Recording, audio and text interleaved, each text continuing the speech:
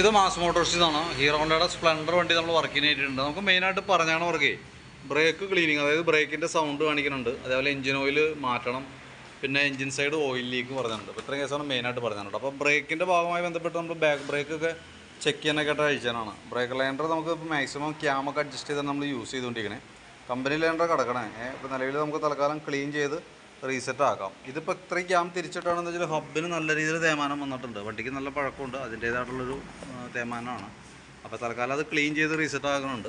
പിന്നെ ചെയിൻ ചെറിയ ലൂസൊക്കെ ഉണ്ട് കേട്ടോ, അപ്പോൾ അത് ചെയിൻ ടൈറ്റ് ചെയ്ത് കയറ്റാം. എൻജിൻ സൈഡ് ഓയിൽ ലീക്ക് ഉണ്ട്. അത് ഒന്ന് നമുക്ക് ഗിയറിൻ്റെ സ്പ്രിൻ്റ് ഷാഫ്റ്റിൻ്റെ ഓയിൽസിൽ പോയിട്ട് ഇവിടെ ഓയിൽ ലീക്ക് ആയിട്ടുണ്ട്. പിന്നെ ഹെഡിൻ്റെ ഗ്യാസ്കറ്റിൻ്റെ ഭാഗത്തൊക്കെ ലീക്ക് ഉണ്ട്. അത് നമുക്ക് പ്രത്യേകിച്ച് ഒന്നും ചെയ്യാൻ നിൽക്കണ്ട, കാരണം ഞാൻ അത്യാവശ്യം നല്ല പഴക്കമുള്ള വണ്ടിയാണ്. ഇത് ഗ്യാസ്കറ്റ് മാറ്റണമെന്നുണ്ടെങ്കിൽ എൻജിൻ ഹെഡിൻ്റെ ഭാഗം അഴിക്കണം.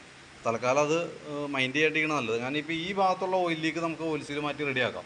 അതേപോലെ എൻജിൻ ഓയിൽ മാറ്റുന്നുണ്ട്. പിന്നെ ഫ്രണ്ടിലേക്ക് വരുമ്പോൾ ഫ്രണ്ട് ബ്രേക്ക് ലൈനർ ഫുള്ള് തീർന്ന് നിൽക്കണം കേട്ടോ. അപ്പോൾ ഫ്രണ്ടിലത്തെ ബ്രേക്ക് ലൈനർ നമുക്ക് മാറ്റിയിടണം, ബാക്കിലത്തെ തൽക്കാലം അഡ്ജസ്റ്റ് ചെയ്തിടാം. Front brake cable brake liner മാറ്റി ക്ലീൻ ചെയ്ത് റീസെറ്റ് ആക്കാം കേട്ടോ. അപ്പോൾ ഞാൻ അതിൻ്റെ ഏകദേശം ഒരു എസ്റ്റിമേറ്റ്, അതായത് ഫ്രണ്ടിലത്തെ ബ്രേക്ക് ലൈനർ വരും, ഓയിൽ സീൽ, എൻജിൻ ഓയിൽ, പിന്നെ സർവീസ് ചാർജ് അടക്കം വരുമ്പോൾ ഏകദേശം എത്ര വരും എന്നൊക്കെ ഒരു എസ്റ്റിമേറ്റ് ആക്കിയിട്ട് ഡീറ്റെയിൽസ് വാട്സാപ്പിലേക്ക് ഒന്ന് ഷെയർ ചെയ്തിട്ടാണ് കേട്ടോ. ഒരു ഉച്ചയാകുമ്പോഴത്തേക്ക് എടുക്കാം, നമുക്കൊരു 11:30-12 മണിയാകുമ്പോഴത്തേക്ക് എടുക്കാവുന്ന രീതിയിലാണ് നമ്മൾ സെറ്റ് ചെയ്തിരിക്കുന്നത്. ഓക്കെ.